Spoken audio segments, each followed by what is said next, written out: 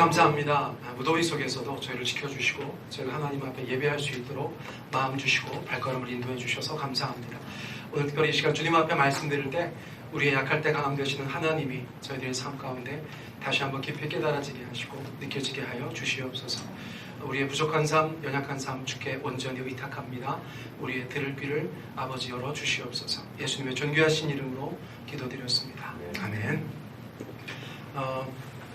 휴가들 많이 가셨어요. 좋겠다, 휴가도가. 아무튼 좀 이쪽으로 오시면 좋긴 하겠는데 마음 같아서는 그렇게 뭐 강요하진 않겠습니다. 네.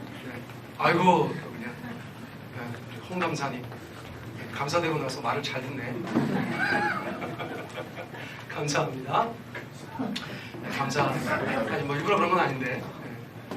자, 내가 약할 그때 사사기 7장 2절로 3절 말씀 가지고 말씀 나누겠습니다. 우리 제목 한번 읽어볼까요? 시작.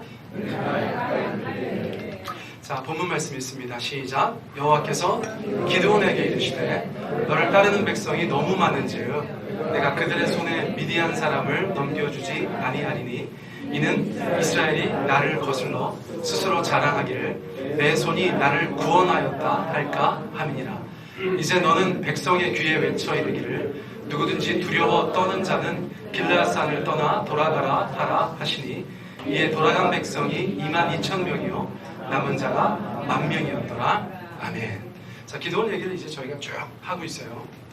하고 있는데 이제 정말 전쟁이 준비되었다고 볼 수 있죠. 하나님께서 기도원 가운데 확신을 주셨어요.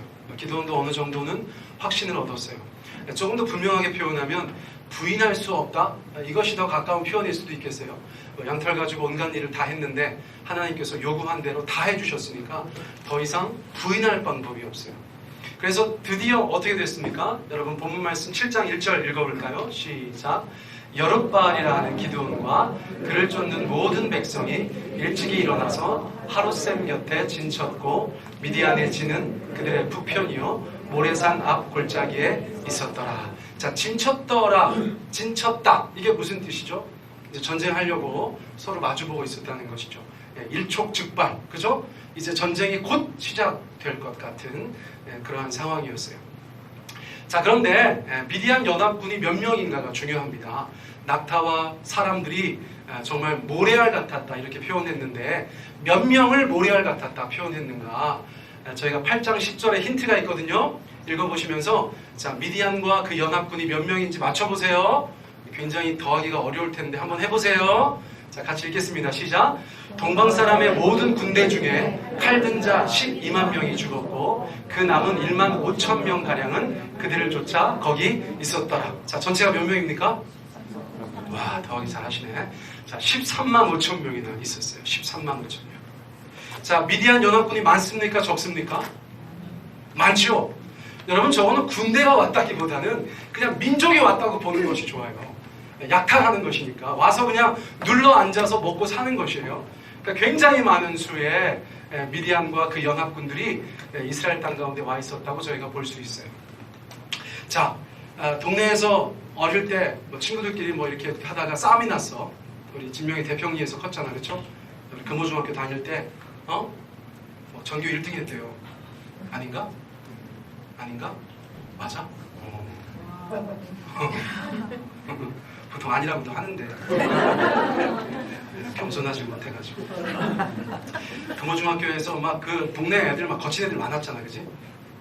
그 싸움 나면 몇 명 데리고 나가야 돼?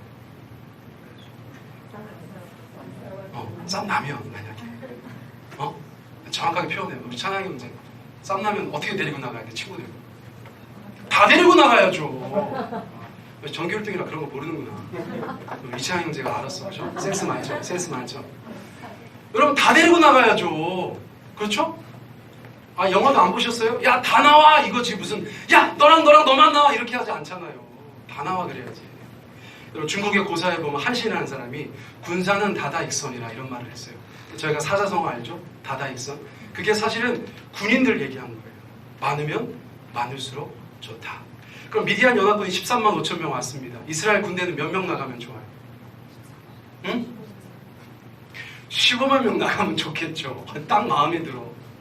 더 많이 나가야지. 최소한 13만 5천 1명 나가야지. 그렇죠? 더 많이 나가면 좋은데 여러분 이스라엘 백성들 몇 명 나왔어요?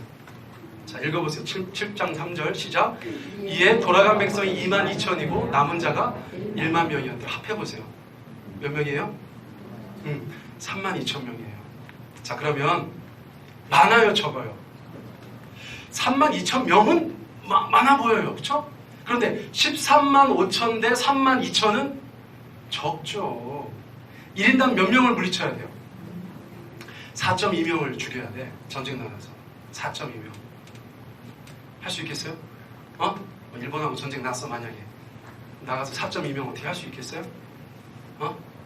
생각해보니까 그런 거죠, 여러분. 진짜 전쟁터에 나가면 눈이 막 뒤집어지지 않겠어요?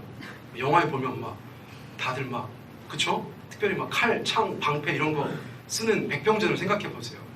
처음엔 두렵다가 어쨌거나 이렇게 맞닥뜨려지면 진짜 막 초인적인 힘을 발휘하지 않겠어요? 자기가 살려고. 그래서 막 하고 나서 눈 떠보니까 4명이 죽어있을 수도 있죠. 아니 그렇지 않겠어요? 나를 죽이려고 달려드는데 내가 막 최선을 다해서 뭐 어떻게 막 하다 보니까 4명 정도야 쓰러뜨릴 수도 있죠. 그러니까 기드온이 어느 정도는 3만 2천 명이나 왔구나. 하나님이 특별히 도와주신다고 했으니까 그래 이 전쟁은 할만해 이렇게 생각할 수 있다는 거예요. 자, 그런데 갑자기 하나님께서 이상한 말씀을 하시는 거예요. 기드온이 화들짝 놀라는 말씀을 하시는 거예요. 자, 7장 2절 읽어보세요. 시작. 여호와께서 기드온에게 이르시되 너를 따르는 백성이 너무 많은즉 내가 그들의 손에 미디안 사람을 넘겨주지 아니하리니. 이스라엘 사람들이 막 덩치가 다른 나라 사람들보다 막 4-5배 컸나? 아니면 정말 무슨 막 일당 100의 용사들만 왔나? 하나님이 딱 보시더니 3만 2천 명 너무 많다는 거예요. 하나님이 셈을 못 하셔. 그럼 하나님 왜 그러세요? 응? 여러분 막 돈이 없다고 막 잔고에 100만 원 있는데 앞으로 어떻게 사냐고 하는데 갑자기 주님께서 계좌를 열어보시더니 네가 돈이 너무 많다. 날마다 막 빌빌거려. 막 옆에 있는 사람은 헐크같이 막 벌크업 해가지고 다니는데 나는 맨날 막 이러고 다니는데 네가 너무 강하다. 하나님께서 좀 그렇게 얘기하시는 거죠. 왜 그러세요? 여러분 7장 2절에 이런 말씀이 있어요. 자, 읽어보세요. 시작. 이스라엘이 나를 거슬러 스스로 자랑하기를 내 손이 나를 구원하였다 할까 함이니라. 우리 하나님 정말 속이 너무 좁으셔. 그 전쟁에서 자기들이 이기고 야 우리가 잘했다 이렇게 할까봐 군사를 줄이시겠다는 거예요. 그 하나님의 저런 말씀과 저런 행동은 합당합니까? 네, 여러분 하나님 편에서 한 번도 생각 안 해보셨죠? 여러분 이스라엘 백성 얼마나 고생하고 있었어요. 7년 동안 누누이 말씀드렸죠?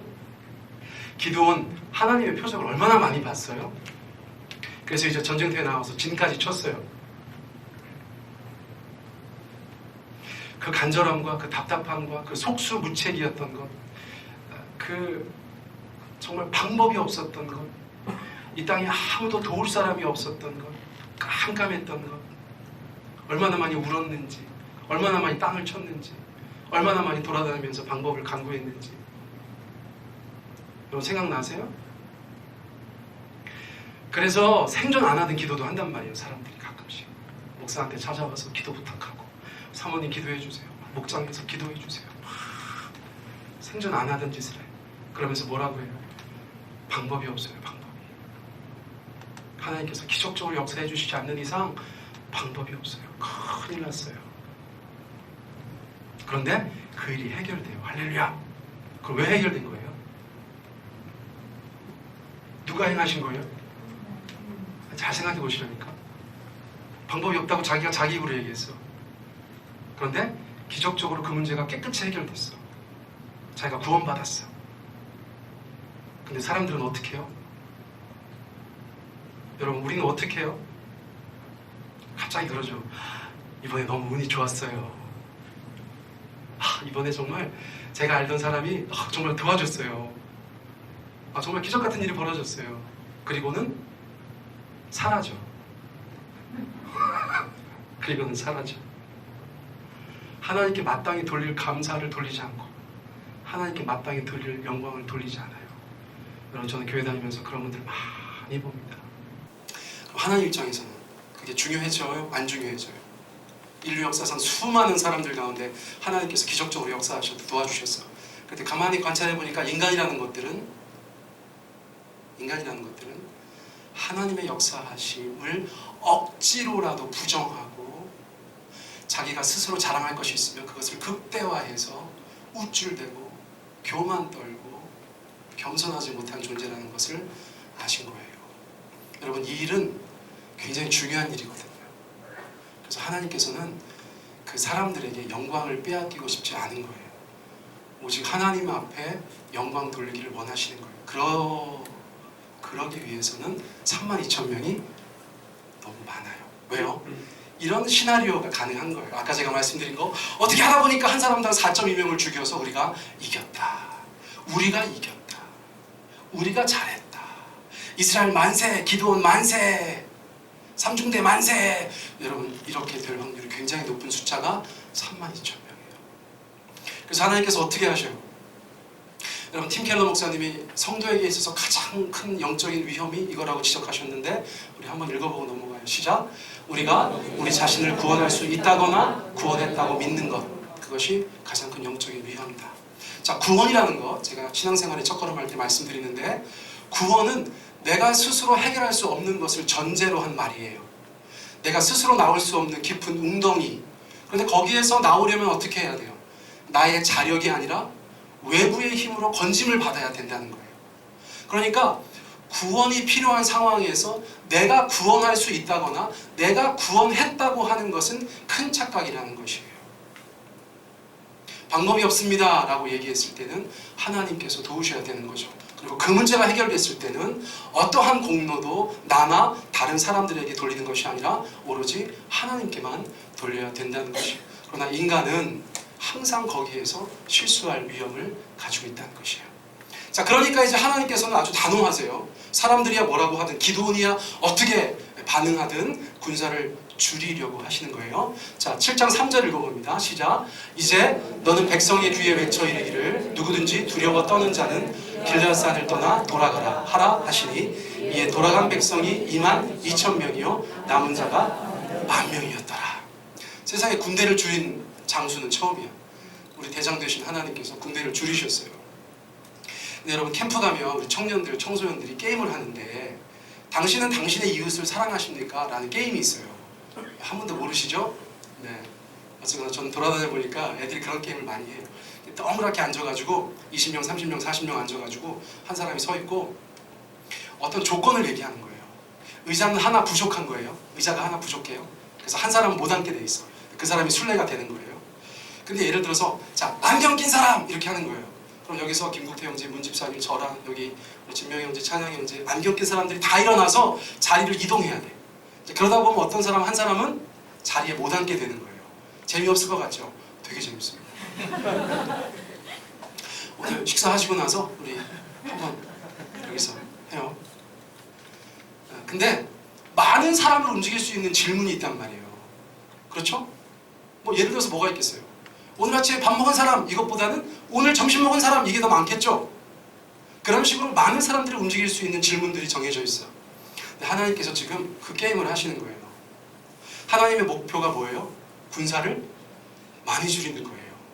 그러기 위해서 하나의 질문을 딱 던지셨는데 3분의 2가 날아갔어요. 그 질문이 뭐예요? 두려워 떠는 자는 가라예요. 하나님은 다 아시는 거죠. 예를 들어서 군대를 줄이려고 하는데 이 전쟁에 적극적으로 참여할 자는 가라 그러면 10,000명 가는 거예요. 10,000명. 근데 하나님의 목표는 그게 아니야. 더 많이 가게 하는 게 목표야. 두려워 떠는 자는 가라. 22,000명 일어났어요. 충성 퇴근하겠습니다. 갔어.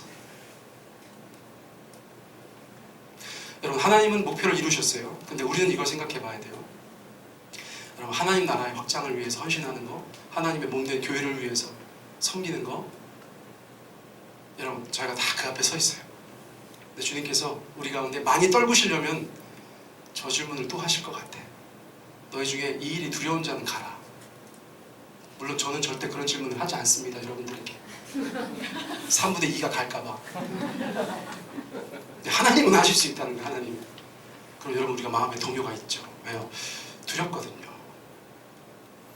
이게 주님을 위한 사역을 안 해본 사람은 안 해봐서 두렵고 해본 사람은 해봐서 두려운 거예요. 그래서 두려워하는 자 가라 그러면 여러분 우리한테도 많은 영향이 있어요. 여러분 근데 두려워하지 마시기 바랍니다. 하나님이 두려워하는 자들을 보내시는 마음이 저는 기쁘지 않으셨을 거라고 생각해요. 여러분 두려워하지 않으시기 바랍니다. 이게 얼마나 가치 있는 일인지 몰라요. 여러분 주님을 위한 모험, 주님을 위한 헌신, 섬김, 희생, 또 때로는 그 일을 감당하면서 우리가 우리 마음속에 여러 가지 어려움도 겪고 때로는 낙심하고 상처받을 수도 있죠. 그걸 두려워할 필요는 없어요. 여러분 누가 그 전쟁을 감당합니까? 다른 나라 사람들이 와서 감당해 줍니까? 여러분 이스라엘 백성들이 감당해야 되는 거예요. 근데 누가 감당하게 하셔요? 첫째는 두려워 떨지 않는 사람들, 두려워 떨지 않는 사람들. 여러분 그 사람들이 필터링 됐다는 거예요. 네. 자, 그 사람들 10,000명이면 충분해. 10,000명이면. 근데 하나님의 목표는 사실 어디에 있다고요? 더 줄이는 거예요. 왜냐하면 자 10,000명 됐어. 13.5대 1로 싸우는 거야 이제. 기드온은 막 멘붕이 오겠죠. 멘붕. 그런데 이제 자기 합리화를 막 하는 거예요 기드온이. 아 맞아, 옛날에 우리 동네에서 전설의 주먹이 있었는데 그 형이 몇 대 몇으로 싸웠다고요? 17대 1로 싸웠잖아. 17대 1. 그러니까 하나님이 특별히 도와주신다니까 13.5대 1 정도는 괜찮아. 하나님이 특별히 도와주신다니까. 아니 전설의 주먹이 17대 1로 싸웠는데 하나님이 특별히 도와주시면 13.5대 1 정도야 감당할 수 있죠. 할렐루야. 아멘. 10,000명이 모여가지고 막 집회하는 거예요. 믿습니까? 믿습니다. 할렐루야. 아멘. 이렇게 하면서 막 사기를 북돋았겠죠. 그렇죠? 하나님은 그것도 충분하지 않다고 생각하셨어. 17대 1도 가능하다고 사람들이 생각하면 하나님은 더 줄이셔야 되는 거죠. 온전히 하나님이 하셨다고 고백할 숫자가 되어야 되는 거예요. 그래서 어떻게 하셨어요? 여러분 이거 아시죠? 10,000명의 군대를 물가로 데려갔어요. 하나님께서 뭐라고 하셔요? 야, 물 먹게 해. 그런데 물 먹을 때 두 그룹이 생길 거야. 두 그룹. 그 그룹 중에서 하나님은 이미 작은 그룹, 적은 그룹을 택하실 마음을 갖고 있는 거예요. 자, 그러면서 물 먹게 하면서 하나님께서 뭐라고 하셨냐면, 자, 이 사람들 보이시죠? 일반적이라고 볼 수 있어요. 자, 이분은 좀 뭐랄까, 굉장히 엘레강스 하시고, 우아하시고, 그쵸? 여성스러우시기도 하고, 근데 이렇게 할 수도 있죠. 근데 여기에 조금 더 컨디션이, 조건이 더 붙어. 하나님께서 말씀하신 게 정확하게 뭐냐면, 자, 5절, 6절을 제가 이렇게 종합해서 여러분들 가운데 말씀드려요. 자, 두 그룹을 잘 관찰해서 따로 세워라 이렇게 말씀하시고, 내가 너한테 이 그룹하고 가라고 하면 가는 거고 이 그룹하고 가지 말라고 하면 가지 말아라 이렇게 말씀하시는 거예요. 자, 1번 읽어보세요. 1번. 자, 시작. 물을 손으로 움켜 입에 대고 개처럼 핥아마시는 사람들. 자, 2번 읽어보세요. 시작. 무릎을 꿇고 직접 물에 입을 대고 마시는 사람들. 자, 어떤 사람들이 더 많겠어요? 네? 어떤 사람들이 더 많겠어요? 2번이죠? 지금 1번이라고 하는 분들은 좀 수상해. 평소에 그렇게 드시나? 네? 자, 물을 손으로 움켜 입에 대고 개처럼 핥아마신다는 게 무슨 뜻인지 잘 모르시는 것 같은데, 여러분 인터넷에 보니까 이런 사진이 있어. 사사기 7장 5절 말씀해놓고 개가 물 먹는 형상이에요. 여러분 개는 물을 어떻게 먹냐면, 자, 이게 뭐예요? 이게 뭐예요? 개머리라니. 개대가리지. 짐승의 머리는 대가리라고 하는 거예요. 표준 말입니다. 아시겠죠? 자, 개대가리인데 보세요. 혀를 물에 담그죠? 저희가 생각할 때 혀를 물에 담가서 이렇게 담아서 마신다고 생각하시죠? 여러분 제가 하루에도 몇 번씩 개가 물 먹는 걸 보는 사람이에요. 네? 개는 물에 담그고 그냥 혀를 말아 들여요. 다시 접으면서 딸려오는 물을 흡입하는 거예요. 무슨 말씀인지 아시겠어요? 우린 관심이 없지. 우린 그렇게 안 먹을 거니까. 그렇죠? 자, 그리고 다시 한번 제가 여러분한테 질문해봅니다. 자, 1번 해보세요. 자, 1번 같이 해보세요. 정상적인 사람들은 이렇게 해도 돼. 물을 담아서 마시죠. 그렇죠? 이렇게 해가지고 이렇게 하지 않는 거고.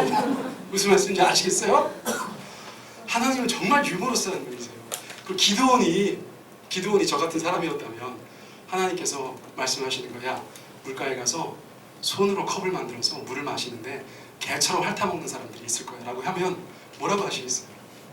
아이 주님, 그런 사람들이 어딨어요. 사람처럼 핥아마시는 건 몰라도 아니 왜 사람이 왜 개처럼 핥아마셔요? 그런 사람이 어디 있겠어요? 라고 했는데 그런 사람들 있어요? 없어요? 있어요. 전체 3%가 목마른데 막 물가로 뛰어나가서 물을 이렇게 담더니 이렇게 했다는 거야. 기드온이 깜짝 놀랐어요. 저 300명은 3%니까 적지만 나는 기드온이 되게 놀랐을 거라고 생각해. 300명이나 그렇게 물을 먹어. 300명이나? 이게 다 숨어있던 사람들인데. 제가 볼 때 이 사람들은 굉장히 특별한 사람들이에요. 제가 표현하고 싶은 단어가 있거든요. 근데 설교에 적합하지 않아서 제가 쓰지 않아요. 저 사람들 저 이상해. 그럼 나머지 97%, 9,700명은 뭐예요? 일반적이죠. 평범하고 보통 사람들이에요. 그냥 가가지고 물을 이렇게 벌컥벌컥 마셨어. 오히려 남자답죠. 그죠? 남자다운 사람들이라고 볼 수 있어요. 자, 그런데 이제 하나님은 기준이 뭐예요? 응? 기준이 뭐예요? 네. 여러분 전쟁터에 나가가지고 미디안 군대가 오니까 갑자기 저 300명의 사람들이 이렇게 가가지고 했더니 막 미디안 사람들이 미친놈 아니야 하면서 도망가는 그런 걸 생각하시는 거예요. 하나님이 큰 그림 그리시는 거예요? 아니야. 하나님의 기준은 만약에 이번 같은 사람들이 300명이었다면 그 사람들을 택하시는 거예요. 왜요? 하나님의 목표는 굉장히 분명하세요.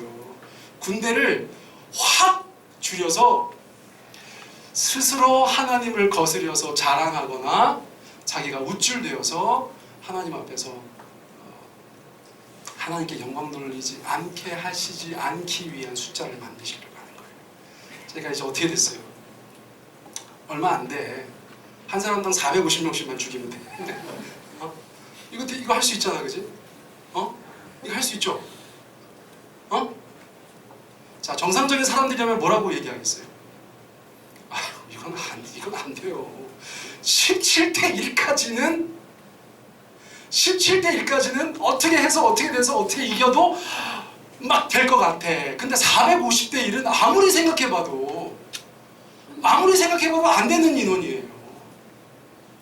어떻게 450대 1로 싸워서 이길 수가 있어요? 그래서 하나님께서 뭐라고 얘기하실 수 있어요, 이제? 충분히 적은 수가 됐다. 이거예요. 충분히 적은 수가 되었다. 자, 여러분, 그래서 이것이 하나님께서 일하시는 하나의 특징이라고 할까요?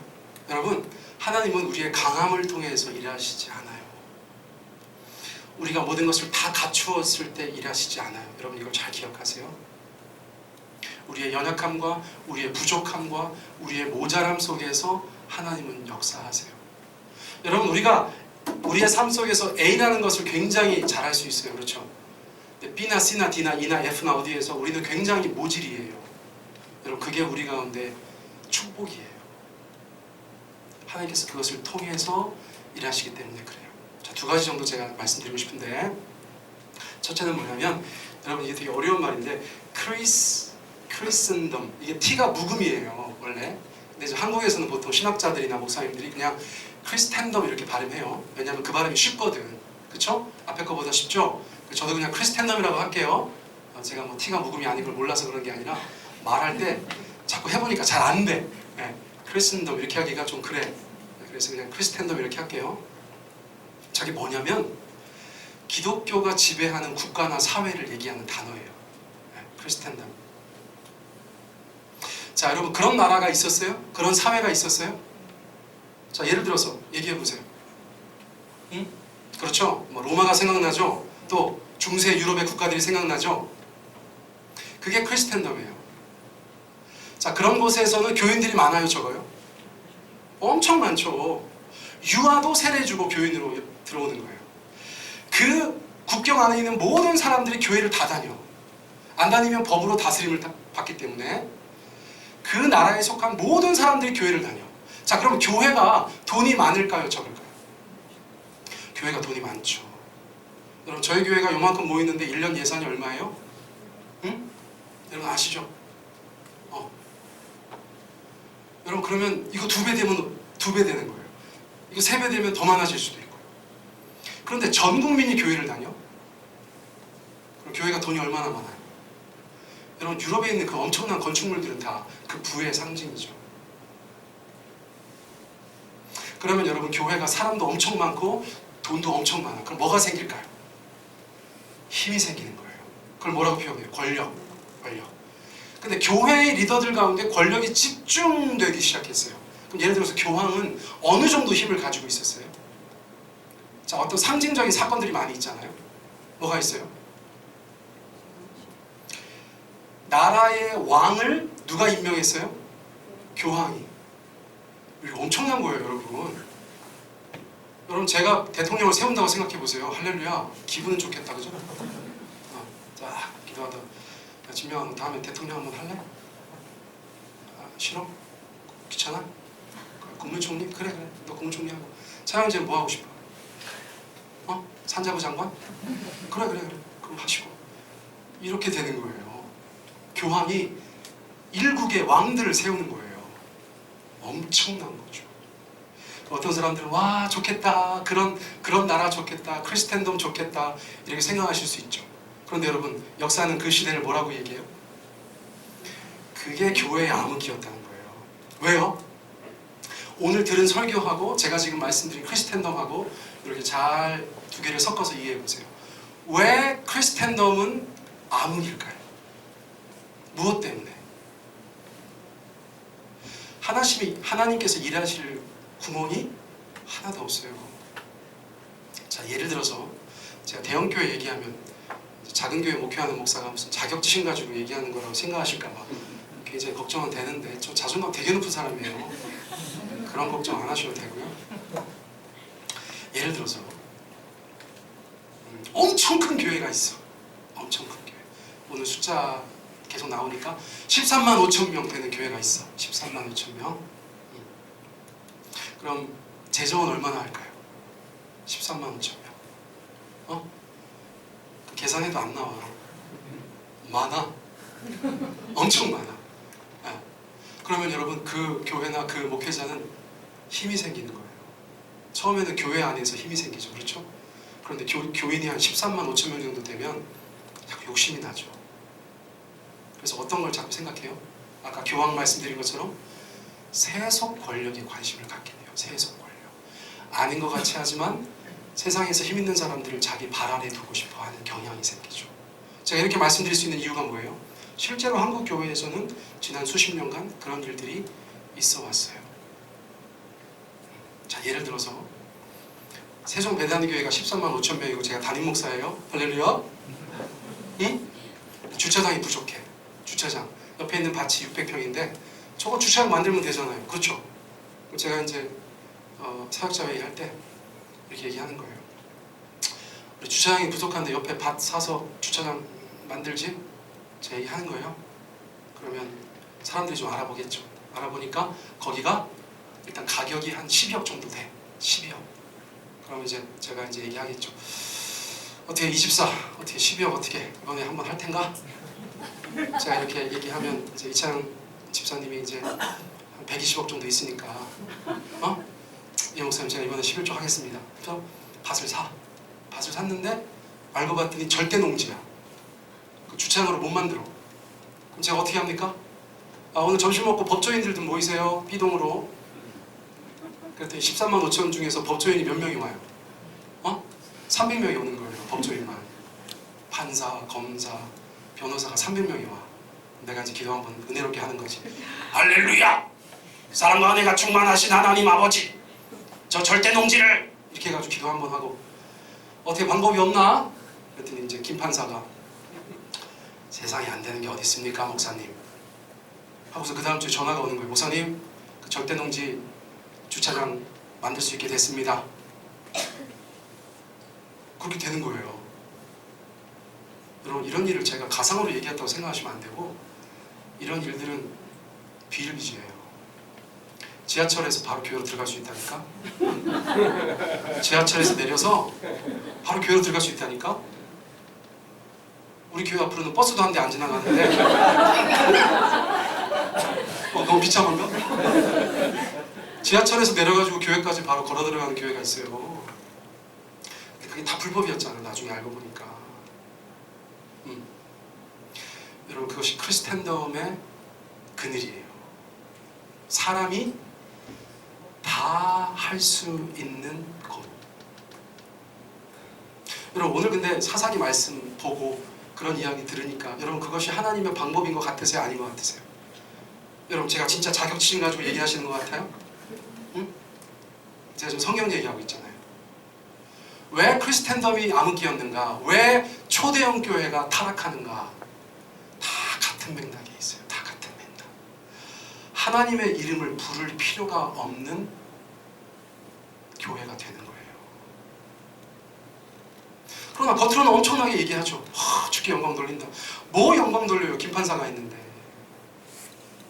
뭘 감사해요? 그저 대출 받아가지고 그냥 한 건데 하나님께 영광 돌릴 구멍이 없어요. 여러분 우리가 시대에 대한 분별력을 좀 가지셔야 돼요. 여러분 제가 늘 말씀드리는 게 교인들, 한국교회 교인들의 수준이 한국교회를 결정하는 거예요. 여러분들의 정치 수준이 대한민국의 정치를 결정하는 것처럼 우리의 신앙의 수준이 한국교회의 수준을 결정하는데 여러분 제가 볼 때 많은 분들이 그냥 좋은 게 좋다고 생각하세요. 정말. 그런데 그렇지 않아요. 기드온도 엄청난 시험을 받은 거예요. 하나님 앞에. 왜 더 줄여야 합니까? 왜 더 보내야 합니까? 이게 뭐가 충분하다고 하십니까? 하나님. 그러나 하나님께서는 충분히 적다. 이유가 도대체 뭡니까? 네가 스스로 자랑하지 않게 하려고 하는 것이다. 그리고 네가 약할 때 내가 강함되기 때문이다. 너는 이 일이 다 끝나고 나서 나에게 온전히 영광 돌릴 수밖에 없을 것이다. 하나님이 하셨다고 밖에 말할 수 없는 상황이기 때문에 너는 그냥 그것을 선택할 수밖에 없을 것이다. 여러분 주님께서 그것을 말씀하시는 거예요. 그것을. 근데 그것이 우리 개인들에게도 적용이 됩니까? 여러분 사도 바울이 이런 말씀을 주셨어요. 자 일단 먼저 본문 읽어보세요. 시작. 여러 계시를 받은 것이 지극히 크므로 너무 자고하지 않게 하시려고 내 육체에 가시 곧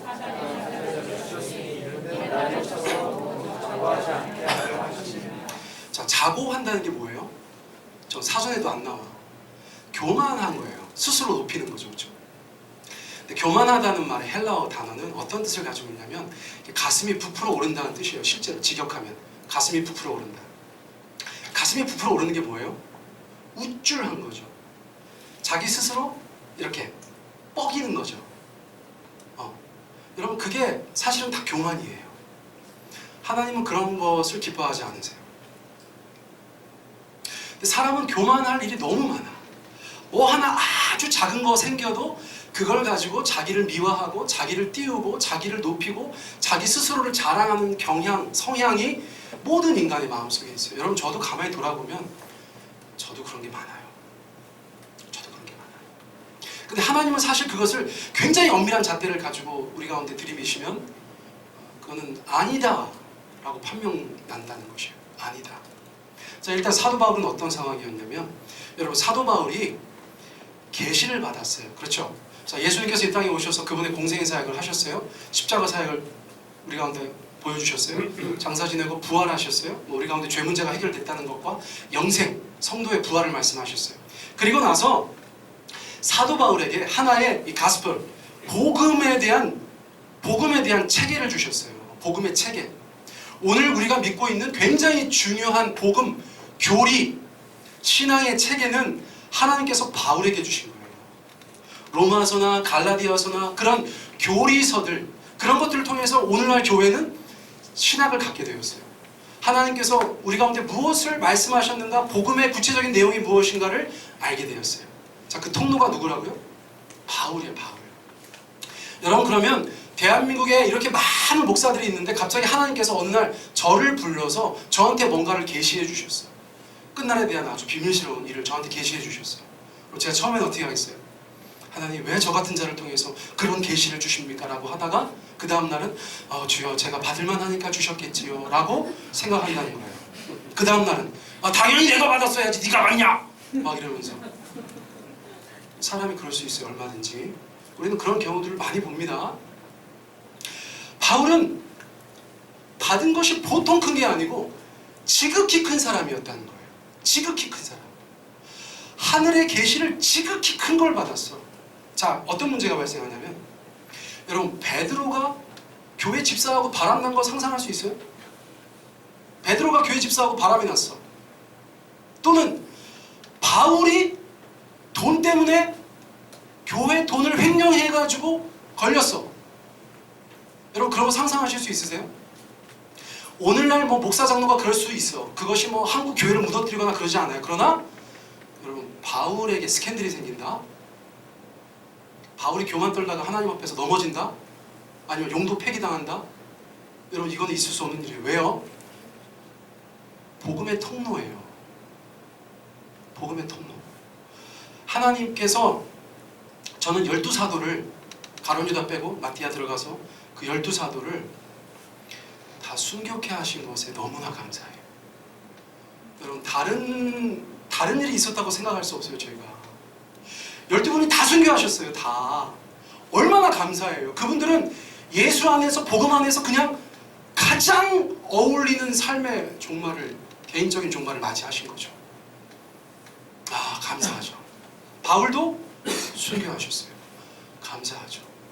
다른 어떠한 불순물도 그들의 삶 가운데 없었어요. 너무 감사하죠. 근데 바울에게 있어서 굉장히 위험한 것이 하나 있었어요. 항상 뭐냐? 교만 떨 수 있었어요. 바울은 교만을 떨 수 있어. 내가 복음의 통로다. 내가 초대교회를 이렇게 이루었다. 내가 지중해 수많은 교회를 세웠다. 알고 보면 교회가 나로 인해 시작됐다. 이렇게 나갈 수 있는 거예요. 그래서 하나님께서 어떻게 하셨다는 거예요? 어떻게 하셨다는 거예요? 육체에 가시를 두셨다는 거예요. 육체에 가시를 두었다. 저건 실제로 바울이 육신의 연약함이 있었다고 봐요. 가장 큰 두 가지 후보는 안질과 간질이에요. 바울에게 안질 또는 간질이 있었다고 생각하는 성경학자들이 굉장히 많아요. 그럴 어떤 여러 가지 힌트가 있지만, 그러나 명확하진 않아요. 그래서 그렇게 그랬다! 라고 말씀드릴 수는 없어요. 그러나 확률적으로 안질 또는 간질을 바울이 앓고 있었을 확률이 굉장히 높다고 후대 학자들이 보고 있어요. 자, 만약에 그것이 있었다고 생각해봐요. 그냥 육체의 가시. 여러분, 저도 얼마 전에 여기 마당에 뭐 일하다가 조그마한 가시가 찔렸는데 이게 그냥 갑자기 쑥 들어가가지고 뭐 아무리 해도 나오질 않아. 그래서 하룻밤인가 집에 가서 이렇게 하루를 보냈는데, 이런 가시 찔려보셨죠? 너무 시원해? 너무 막 기분도 좋아. 막 좋아라. 막 엄청 짜증스럽죠. 이게 막 신경이 여기에 다 가서 쏘이고 부어오르고 막 열나고 염증 생길 것 같은 그 느낌, 그리고 막 범사에 막 예민해지고 막 짜증나고 그 기분 아세요? 근데 바울이 그걸 그렇게 표현한 거예요. 내 육체에는 가시가 하나 꽂혀 있다. 이거 얼마나 힘들어요. 근데 바울이 별명을 줘줬어. 뭐라고 줘줬어요? 사단의 사자. 이게 무슨 뜻이에요? 이게 마귀 새끼라는 거죠. 마귀 새끼. 이게 무슨 뜻이에요? 그 육체의 가시를 내가 인간적으로 바라볼 때 이건 마귀 새끼야, 마귀 새끼. 이건 내가 이것 때문에 살 수가 없어. 내가 이것 때문에 그냥 얼마나 고통당하고 괴롭힘 당하고 내가 에너지를 소비하고 내가 짜증이 나고 신경이 예민하고 사역에 집중하지 못하고 복음 전파의 효율이 떨어지고 내가 이것만 없으면 더 잘할 수 있는데, 내가 이것만 없으면 더 크게 쓰임 받을 수 있는데, 내가 이것만 없으면 더 잘 나갈 수 있는데, 온갖 생각을 하게 하는 바로 그것이기 때문에 마귀 새끼라고 한 거예요. 마귀 새끼라고. 여러분, 바울이 휘파람 불면서 복음 전하고 다니지 않았다는 걸 알 수 있어요. 여러분, 바울은 심각한 연약함이 있었어요. 심각한 약점이 있었어요. 자기 스스로 그것을 육체의 가시다, 마귀 새끼다 라고 얘기할 만큼 너무 괴로움 당한 것이 있었어요. 그래서 바울이 몇 번 기도했다고 그래요? 여러분, 하나님 앞에 이거 가져가 달라고 몇 번 기도했다고 그래요? 3번. 3번이라는 건 뭐예요? 완전하게 기도했다는 거예요. 충분히 기도했다는 거예요. 할 만큼 기도했다는 거예요. 하나님, 이거 좀 가져가 주십시오. 여러분, 인간의 논리는 분명하죠. 여러분, 저라도 그랬을 거예요. 하나님, 요거만 없으면 제가 진짜 당장 그러겠죠. 하나님, 제가 이 교회에 정말 아휴, 난 진짜 그냥 제가 그냥 목숨을 걸고 제가 목회 한번 해서 제가 그냥 주차장도 만들고 한번 하겠습니다. 제가 주님 정말 이것만 없애주시면 제가 그냥 한번 목숨 걸고 한번 하겠습니다. 그거 지금 이렇게 이런 연약함을 가지고 이런 약점을 가지고 이런 핸디캡을 가지고 하는 것보다 제가 못하겠습니까? 주님, 제가 그냥 진짜 열과성을 다해서 하나님께서 원하시는 그런 일을 제가 하겠습니다. 제가 뭐 한국교회 아이고 성기죠, 뭐 코스타 뭐 1년에 2번 간다는데 4번 가죠, 뭐 주님 제가 뭐 더 하겠습니다. 막 하나님 뭐라고 하셨대요? 하나님 뭐라고 하셨어요? 한번 읽어보세요. 자, 시작. 내게 이르기를 내 은혜가 내게 족하도다. 이는 내 능력이 약한 데서 온전하여짐이라 하신지라. 이게 무슨 말이에요? 저 3번 기도했는데 하나님 앞에 응답이 왔다는 거예요. 응답이었어. 저 뭐라고 응답이었어요? 큰 따옴 표해야 되는데 제가 잘못했어요. 내게 이르시기를, 자, 내 은혜가 누구 은혜예요? 하나님의 은혜죠. 하나님의 은혜가 바울 너에게 enough하다. 충분하다. 내 능력은, 하나님의 능력은 약한 데서 완전하여지기 때문이다. 이렇게 말씀하셨다는 거예요. 자, 인간의 입장에서는 이거를 받아들이는 것이 결코 쉽지 않아요. 우리의 논리에 어긋나거든요. 기드온이 그랬던 것처럼, 이스라엘의 군인들이 그랬던 것처럼 우리의 생각과 전혀 맞지 않아요. 그러나 하나님께서는 늘 그런 식이셔. 그러니까 기드온에게도 그러셨고 바울에게도 그러시는 거예요. 내 은혜는 사실 네가 몰라서 그런데 너에게 충분하다. 그리고 내가 또 한 가지 비밀을 알려주는데, 네가 약해야 내가 너의 삶 가운데 온전하게 일할 수 있다. 네가 300명이어야 13만 5천을 이길 수 있다. 여러분, 같은 맥락이죠. 같은 맥락이에요. 자, 우리는 저런 하나님의 말씀이나 저런 응답이 있을 때 힘들 수 있어요. 분명히 힘들 거예요. 그런데 사도 바울은 잘 소화했어요.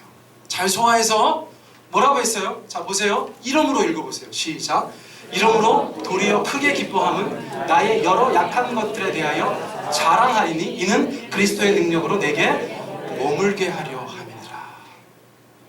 예전에 힘들었어요. 한없이 주여 이거 좀 가져가 주세요. 저 이거 때문에 못 살겠어요. 이것만 없으면 더 잘할 수 있어요. 주님, 네, 내 은혜가 너한테 족하다. 내가 약할 때 너에게 온전하여진다. 그 말씀을 듣고 그 말씀에 자기의 생각을 내려놓고 자기의 육신을 쳐서 복종시키면서 그 말씀대로 자신을 바꾸었어요. 그래서 이제는 뭐라고 얘기해요? 이제 기뻐해요. 육체의 가시가 사라져서 기뻐해요? 마귀 새끼가 사라져서 기뻐해요? 아니에요. 다 그대로 있어요. 그대로 있는데 왜 기뻐해요? 뭔가를 새로 알았어요. 깨달았어요. 뭘 깨달았어요? 나의 여러 약한 것들에 대해서 이제 자랑하게 됐어요. 우리가 왜 어떻게 완벽해질 수 있어요? 이게 강하면 이게 약하고, 이게 약하면 저게 강하고, 저게 약한데 이건 좀 모자라고. 여러분, 우리는 절대 완벽한 존재가 아니에요. 우리의 약함이 있어요. 우리의 모자람이 있어요. 부족함이 있어요. 힘든 게 있어요. 지금 당장 막 떨쳐내고 싶은 어떤 것이 있어요. 그러나 이제는 더 이상 그것들이 나를 힘들게 하는 것이 아니라 나의 자랑거리가 되는 거예요. 뭘 깨달아서? 그 약함 속에 그리스도의 능력이 내게 머물게 된다는 거예요. 그 약함이 나로 겸손하게 하고, 그 약함이 나로 주님을 더 의지하게 하고, 나의 그 약함이 내가 주님 앞에서 쓰임받고 주님의 역사하심을 경험하게 되는 통로가 된다는 것을 깨달았기 때문이에요. 자, 그러니까 이제 구체적으로 그러므로 읽어보세요. 시작. 그러므로 내가 그리스도를 위하여 약한 것들과 능욕과 궁핍과 핍박과 곤란을 기뻐하노니 이는 내가 약할 그때에 강함이니라. 사도 바울도 이전의 사도 바울과 이후의 사도 바울이 있다는 거예요. 이전에는 약한 것들, 능욕받는 거, 궁핍한 거, 핍박받는 거, 곤란당하는 거 다 가져가 달라고 기도하던 사람이라는 거죠. 근데 하나님의 말씀을 듣고 나서는 after 어떻게 됐어요? 야, 내 약한 것들이 복이구나. 내가 능욕당하는 것이 복이구나. 내가 궁핍한 것이 복이구나. 내가 핍박받는 것이 복이구나. 내가 곤란당하는 것이 복이구나. 어떤 측면에서 그것 때문에 돈이 생기는 것도 아니고 그것 때문에 내가 세상에서 잘 나가는 것도 아니지만 그것 때문에 그리스도의 능력이 나의 삶 가운데 머물 뿐만 아니라 그것 때문에 내 안에서 그리스도가 강해진다는 거예요. 그분의 역사하심이 온전해진다는 것을 깨닫고 나니까 바울은 감히 저렇게 고백할 수 있게 되었다는 것이에요. 자, 마지막에 그가 이렇게 정리했어요. 내가 약할 그때 강함이니라. 한번 따라해 보시겠어요? 내가 약할 그때 강함이니라. 자, 누가 배후에 계세요? 우리 하나님의 역사가 배후에 있는 것이죠. 그걸 전제로 하고 바울이 고백하는 거예요. 여러분, 예수 믿는 사람은 내 능력을 내가 다 갖추어서 세상을 이기는 존재가 아니라는 거예요. 우리의 약함이 자랑되고 우리의 약함 때문에 기뻐하고 우리의 약함 속에서 하나님의 온전하신 역사와 그분의 강함이 드러나게 하는 것이 바로 우리의 인생이라는 것이에요. 그러니까 만사 형통이 얼마나 복음과 다른 건 줄 아시겠죠? 여러분, 사도 바울조차 그런 삶을 살아본 적이 없어요. 그러나 만사 형통하지 않는다고 해서 낙심하고 절망하고 날마다 질질 짜면서 산 것이 아니고 바울이야말로 기뻐하고 그것을 자랑하면서 우리가 성경을 통해서 보는 것처럼 사도 바울의 인생 가운데 강력하게 역사하시는 하나님의 그 놀라운 일들을 그가 자신의 몸, 자신의 삶, 자신의 모든 사역을 통해서 충분히 경험하며 살 수 있었던 그런 인생이라는 것이죠. 여러분, 저는 작년 연말부터 어제까지, 오늘은 굉장히 감사하고 있어요. 지금 사실 제가 내일 모레 이제 50인데 이런 7개월이 없었어요. 제 인생에서 가장 어려운 7개월을 꼽으라고 하면 저는 2018년 12월 마지막 주부터 2019년 8월 첫 주까지라고 말씀드리고 싶어요. 앞으로 7개월 그런 삶을 살려고 하면 난 별로 관심이 없어요. 일부 예배 때 제가 별로 살고 싶지 않다고 했더니 다들 걱정하시더라고요. 말이 그렇다는 거지 뭐 내가 뭐. 저는 문제가 없어요. 저랑 저희 아내도 아주 잘 지내고 있어요. 자식들도 뭐 해피하게 살고 있죠. 주변에 계속해서 포탄이 떨어지고 계속 그 파편이 우리의 삶 가운데 날아드는 그런 7개월, 거의 한 주도 일이 없었던 일이 없어요. 이번 주만 해도 사랑하는 제자가 급작스럽게 사건이 있었죠. 천국에 갔어요. 이제 38살 젊은 친구예요. 뭐 가까운 곳에서 또 큰일이 있어가지고 제가 엄청 놀랐어요. 또 교회 왔더니 콩이가 뱀한테 물렸는지 지금 깁스하고 있는 거 보셨어요? 콩이가 깁스했어요. 제가 저희 애들도 한번 깁스한 적이 없어요. 저도 깁스한 적이 없고 제가 가기가 시간이 안 돼가지고 저희 아내 빨리 오라고 그래가지고 콩이 데리고 병원 가가지고 깁스하고 왔잖아요. 낮에는 풀어놓거든요. 그랬더니 뭐 산으로 들러 다니다가 제가 수요일 아침에 출근했더니 세 다리로 걷고 있더라고요. 뒷다리가 이렇게 너덜너덜 하고 있더라고요. 봤더니 막 다리가 퉁퉁 부었어요. 병원 갔더니 뭐 물린 것 같다. 맹독성 뱀은 아닌 것 같은데 뭐한테 물리긴 물렸어 분명히. 그래서 지금 5일 동안 깁스하고 있잖아요. 지금은 조금 뒷발을 딛고 좀 까불어요.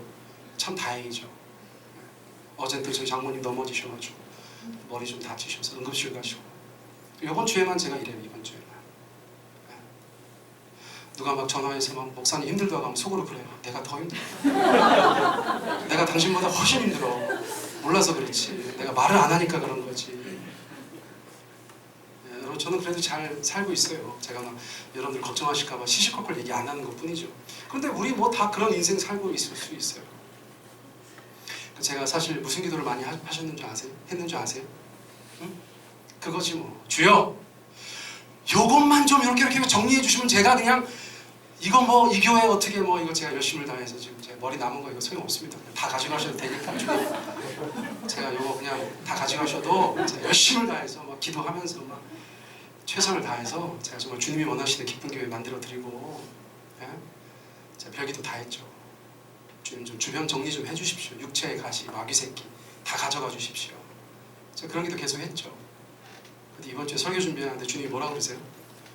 내 은혜가 너에게 족하다. 저런 말씀은 안 들리면 좋은데, 그죠? 안 들리면 좋잖아. 근데 들려. 내 은혜가 너에게 족하다. 근데 진짜 깨달아지는 거, 진짜. 제가 금요일 날 밤에 기도를 하나님 앞에 간절히 드렸어요. 하나님, 저의 약함을 기뻐하게 해주셔서 감사합니다. 제가 좀 기본적으로 좀 까불까불하고 우쭐대고 제 입으로 남들은 잘 못하는 얘기 스스로 잘하기도 하고 그런 성향이고, 개척하고 나서 다른 목사들이나 교회들보다 교회가 잘 성장한 것 때문에 마음속에 그런 어떤 은밀하긴 하지만 하나님 앞에 자부하는 마음이 있을 수도 있고, 하나님이 저에게 주신 많은 재능도 있고, 그래서 그런 것 때문에 그러셨을 수도 있고, 뭐 안 그러셔도 상관없고, 어쨌거나 제가 오늘 지금 이 시간에 하나님 앞에 겸손하게 나의 약함을 자랑하고 나의 육체의 가시도 하나님 앞에 온전히 드려서 내가 약할 때 강함 되시고 약할 때 온전하게 되시는 주님을 더 많이 경험하는 인생이 되게 해주십시오. 그렇게 기도했어요. 여러분, 좀 민망하지만 여러분, 그런 기도, 그런 고백이 우리 안에 있기를 원합니다. 여러분, 강해지려고 하지 마세요. 그럼 하나님이 일하실 여지가 없어요. 우리는 조금 부족한 사람으로 사는 거예요. 연약함을 가지고 사는 거예요. 모자란 사람처럼 사는 거예요. 여러분, 그러면 그것을 통해서 하나님께서 그분의 강함을 우리 가운데 보여주실 거예요. 우리 같이 한번 기도드릴까요? 기도하실 때 우리 말씀 같이 나누면서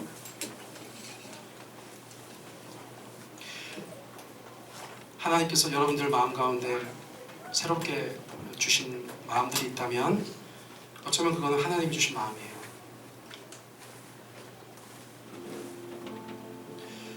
말씀을 들으면서 또 지금 눈을 감았을 때 하나님께서 생각나게 하시는 것이 있다면 어쩌면 그것은 주님께서 주시는 생각이에요. 자신을 돌아보게 하신다면, 자신의 어떠한 모습을 떠올리게 하신다면 어쩌면 그것은 하나님의 역사하심이에요. 여러분, 우리는 어떤 인생을 추구하고 있었습니까? 내가 많은 사람들을 동원하고 내가 많은 것을 공부하고 내가 많은 세상에 돈과 재물을 모아서 내가 나만의 성을 구축하고 그 견고한 진에서 내가 왕처럼 살아가는 인생을 꿈꾸지 않으셨습니까? 그러나 참으로 하나님이 사랑하시는 구원받은 백성이라면 하나님은 성도에게 그런 인생을 허락하지 않으세요.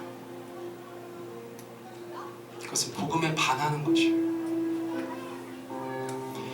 우리 곁에 사람이 없어서 애타하는 것이, 우리가 돈이 좀 부족해서 늘 기도하는 것이, 우리가 참 능력이 없어서 안타까워하는 것이 하나님께서 우리의 삶 가운데 역사하는 통로가 된다는 것을 여러분 기억하셔야 돼요.